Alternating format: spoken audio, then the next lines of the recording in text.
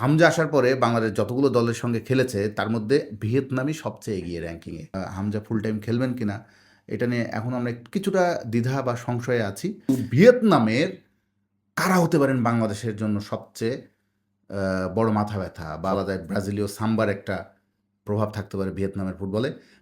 হ্যানয়ের হ্যাংডে স্টেডিয়ামে আজ বাংলাদেশ সময় সন্ধ্যা 6টায় বাংলাদেশ যখন ভিয়েতনামের বিপক্ষে প্রীতি ম্যাচটি খেলতে নামবে, সেই ম্যাচটি যদি বাংলাদেশের বর্তমান ক্রীড়া প্রতিমন্ত্রী আমিনুল হক টিভিতে যখন খেলা দেখতে বসবেন, তিনি নিশ্চয়ই একটি স্মৃতিকাতর হয়ে পড়তে পারেন।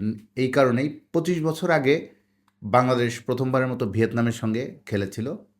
ওই ম্যাচে 25 বছর আগে 2001 সালের কথা বলছি, 2002 বিশ্বকাপ বাছাইয়ের ম্যাচ ছিল।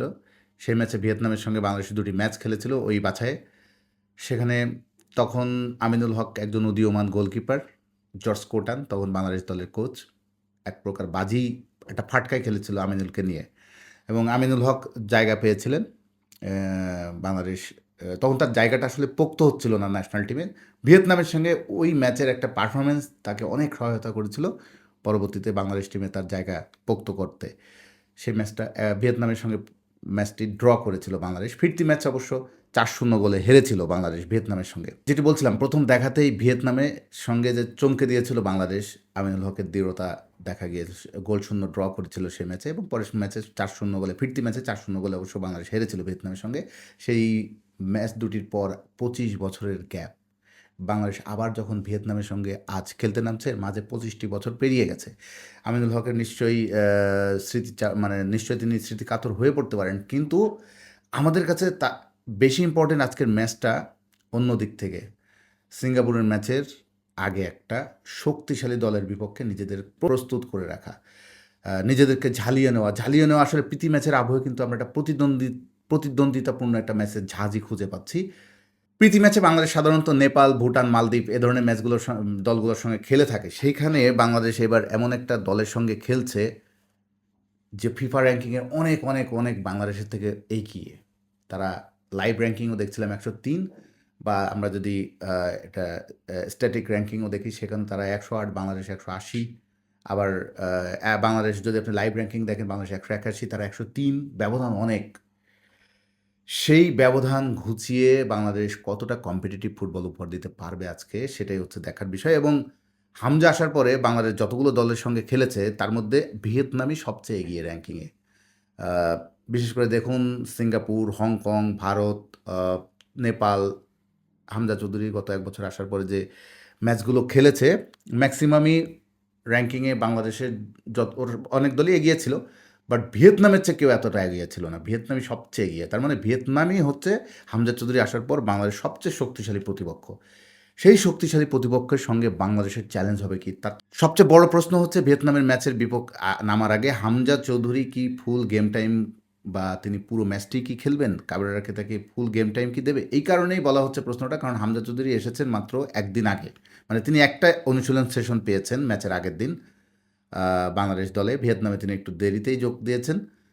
কালকে কাবরেরার কথাবার্তায় মনে হচ্ছিল সংবাদ সম্মেলনে তিনি আসলে বুঝতে যাচ্ছেন হামজার ফিলটা কেমন, মানে তিনি কতটা কেমন অনুভব করেন পুরো ম্যাচের আগে। তিনি কি নিজেকে ফুল স্বচ্ছন্দ বা কমফোর্ট ফিল করছেন, বা সেই ক্ষেত্রে কাবরেরা মনে করেন হামজার ক্ষেত্রে তিনি একটু স্লো যেতে চান। এই কারণে যে সিঙ্গাপুরের ম্যাচটা হচ্ছে সবচেয়ে বেশি ইম্পর্টেন্ট বাংলাদেশের জন্য, যেহেতু এটা প্রীতি ম্যাচ ভিয়েতনামের সঙ্গে।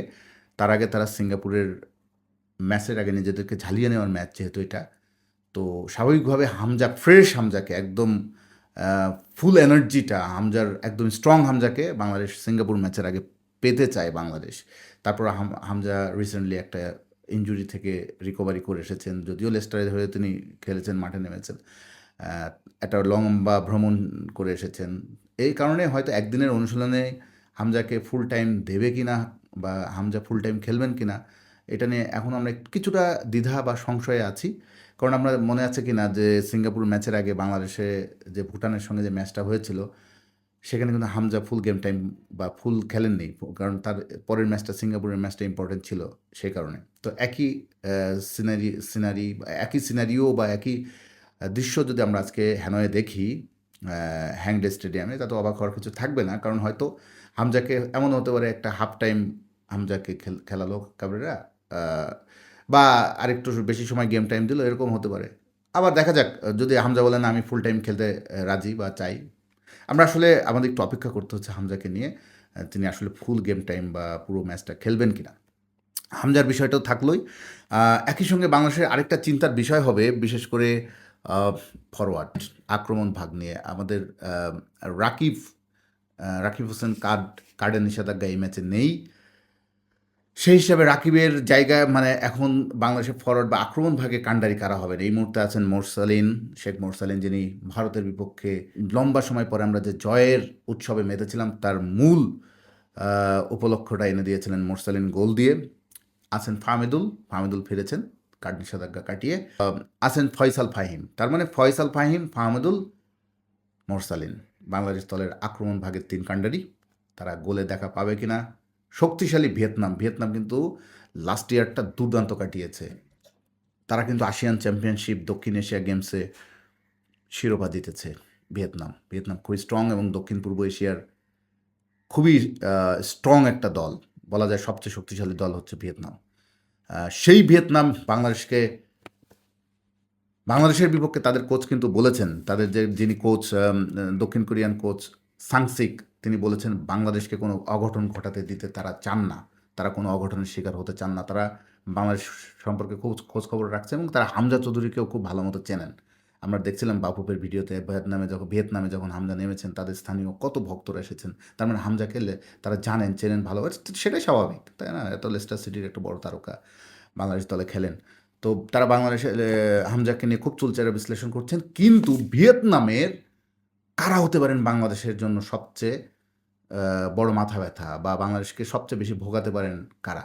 ভিয়েতনাম দলটা অবশ্যই সবাই পুরো দলই স্ট্রং, তার মধ্যে 2 জন খেলোয়াড়কে একটু স্পেশালি নামটা এসেছে এই ম্যাচের আগে প্রেস কনফারেন্সে, 2 দলের কোচেরই প্রেস কনফারেন্সে আমরা যে 2টি নাম একটু বেশি শুনলাম, সে 2টি নাম হচ্ছে ভিয়েতনামের জুয়ান সেন এবং হোয়াং হেন। এই দুজনই হচ্ছে ব্রাজিলীয় বংশোদ্ভূত এবং তাদেরকে ঘিরে তাদের কোচও পুরো প্ল্যান সাজাচ্ছেন। বলা যায় ব্রাজিলীয় সাম্বার একটা প্রভাব থাকতে পারে ভিয়েতনামের ফুটবলে, বিশেষ করে হোয়াং হেন মিডফিল্ডার, এর প্রতি একটা আলাদা নজর রাখতে হবে। তিনি ভিয়েতনামের শীর্ষ লিগ ভি লিগে দীর্ঘ 5 বছর ভালো করে দলে জায়গা পেয়েছেন।